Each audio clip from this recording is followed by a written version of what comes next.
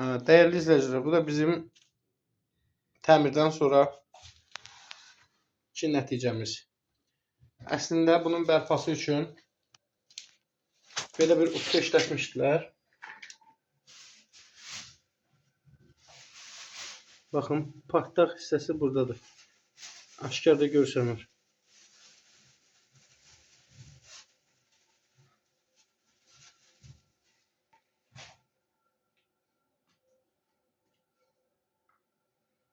Belə bir utqa işlənmişdir.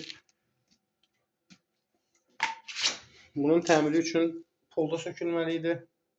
Onun altındaydı. Biz amma optimal varianta getdik. Qapının çərçivəsinin alt hissəsini, yəni paroqunu sökdük. Sağlam şəkildə altının betonunu boşaltdıq. Sağlam şəkildə sökdük.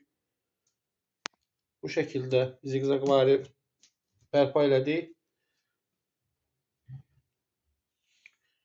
Pola heç bir zədə vermədən.